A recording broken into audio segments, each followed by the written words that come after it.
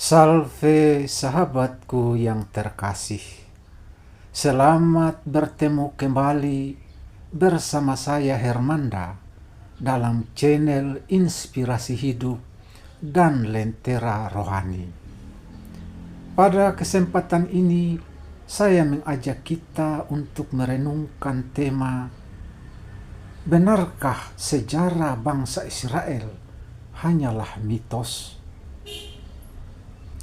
Sahabatku, di tengah dunia modern yang semakin kritis terhadap narasi keagamaan, banyak pihak mulai mempertanyakan validitas sejarah bangsa Israel sebagaimana tertuang dalam kitab suci. Tokoh-tokoh seperti Abraham, Musa, Daud, dan peristiwa-peristiwa monumental seperti Eksodus dari Mesir, penaklukan Kanaan, dan pendirian kerajaan Israel dinilai oleh sebagian pihak sebagai mitos belaka, bukan catatan sejarah yang dapat diverifikasi. Namun sebagai orang beriman dan sekaligus pencinta kebenaran, kita terpanggil untuk memberikan penjelasan yang berdasar tidak hanya dari sudut pandang iman, tetapi juga dari sudut pandang ilmiah.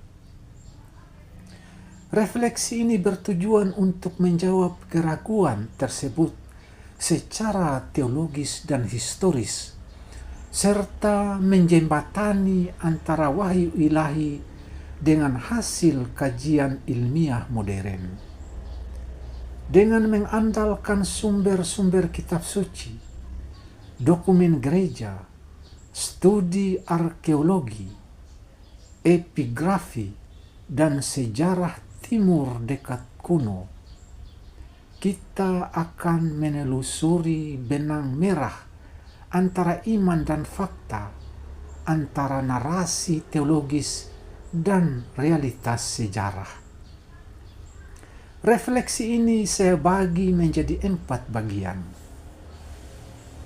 Bagian pertama, perspektif teologis sejarah sebagai jalan wahyu.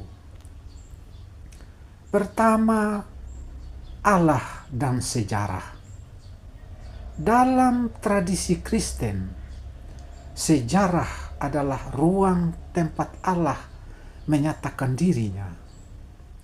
Allah bukan konsep metafisik yang jauh dari realitas duniawi, melainkan Allah yang turun tangan dalam sejarah umat manusia. Kitab suci tidak ditulis sebagai buku sejarah sekuler, melainkan sebagai kesaksian iman komunitas yang mengalami perjumpaan nyata dengan Allah dalam peristiwa-peristiwa konkret. Kedua, Abraham sebagai titik awal sejarah keselamatan. Kisah panggilan Abraham dalam Kejadian 12 adalah fondasi dari narasi sejarah Israel. Meskipun narasi ini memiliki bentuk sastra yang syarat simbolisme, namun janji Allah kepada Abraham mengenai keturunan, tanah, dan berkat bagi bangsa-bangsa mengandung dimensi historis. Gereja memahami Abraham sebagai tokoh nyata yang merespons panggilan Allah secara konkret, menjadi bapa orang beriman. Ketiga, Eksodus dan pembentukan identitas bangsa. Peristiwa Eksodus adalah pusat identitas teologis Israel. Akulah Tuhan Allahmu yang membawa engkau keluar dari tanah Mesir, Keluaran 20 ayat 2 adalah pernyataan iman yang sekaligus bernuansa historis. Tanpa Eksodus, identitas Israel sebagai umat perjanjian tidak akan terbentuk.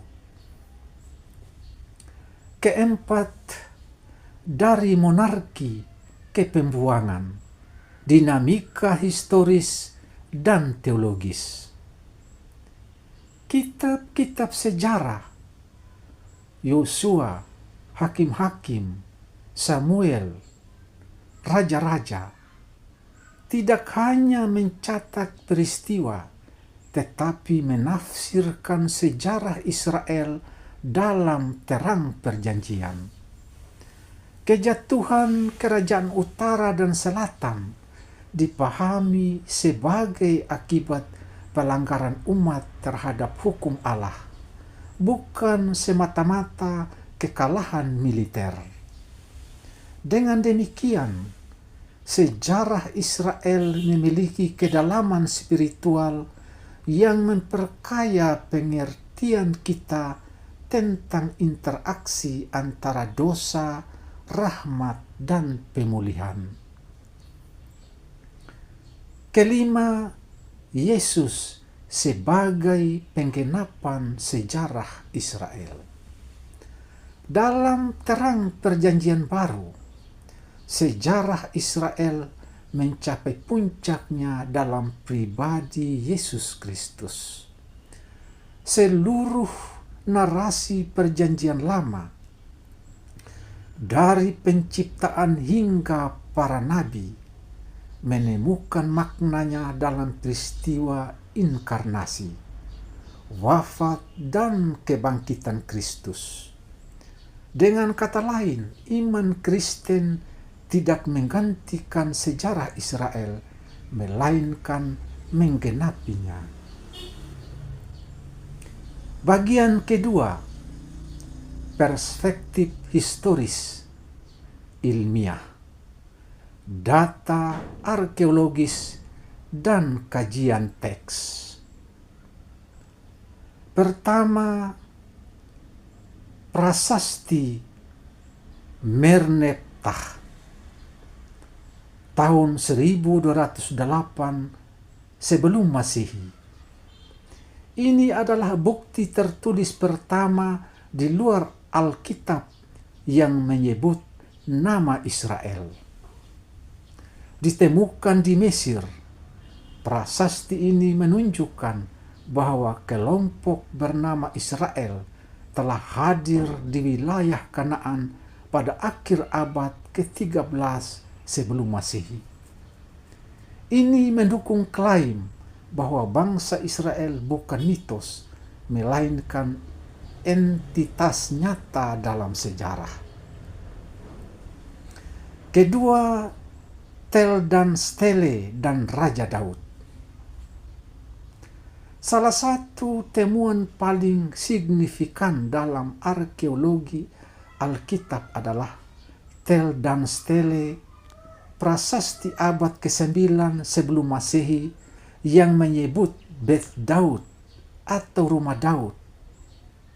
Ini merupakan bukti pertama yang menguatkan bahwa Daud bukan tokoh legenda, melainkan tokoh historis yang dikenal oleh bangsa-bangsa sekitarnya.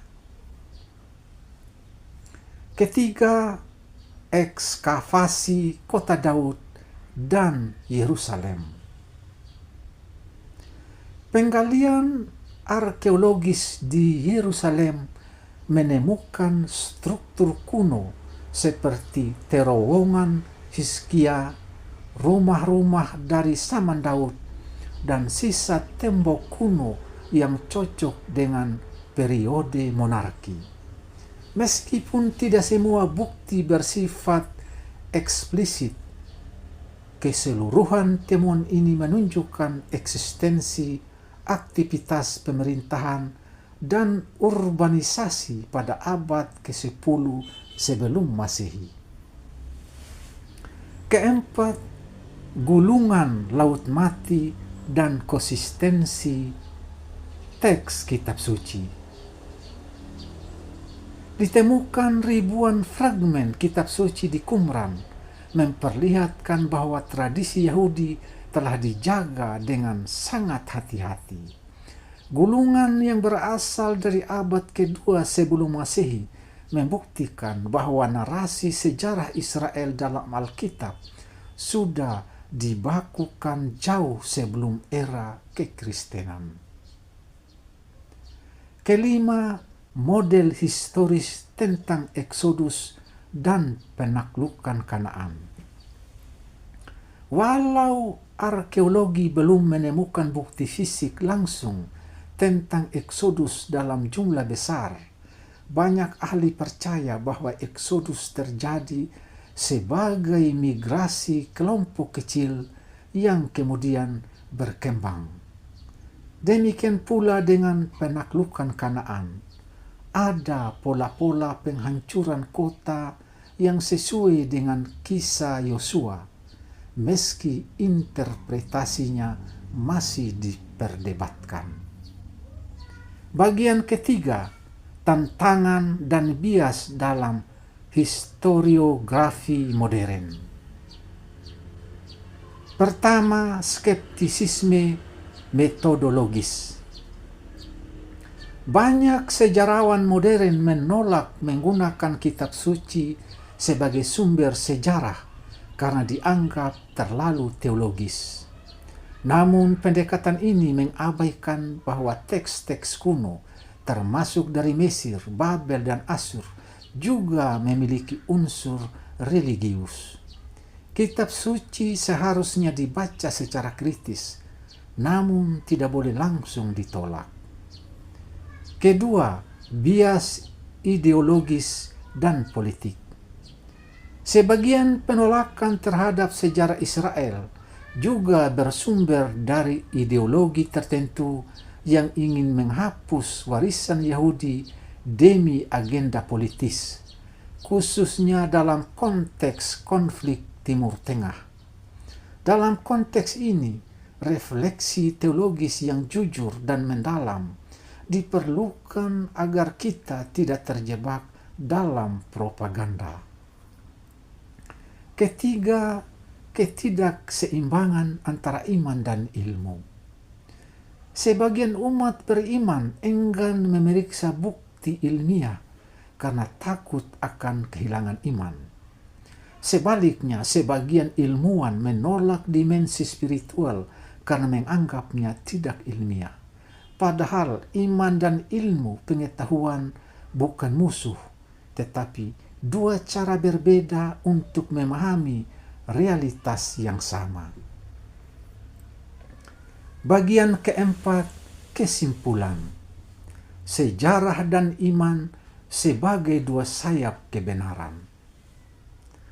Sebagaimana diajarkan oleh Santo Yohanes Paulus II dalam ensiklik Fides et Ratio, iman dan akal budi adalah dua sayap jiwa manusia yang memungkinkannya untuk terbang menuju kebenaran.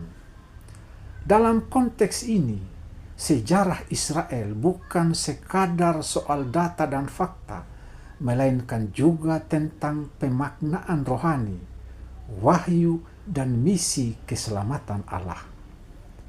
Kita percaya bahwa bangsa Israel benar-benar eksis dan bahwa kisah mereka adalah bagian integral dari sejarah keselamatan yang memegang puncaknya dalam pribadi Yesus Kristus.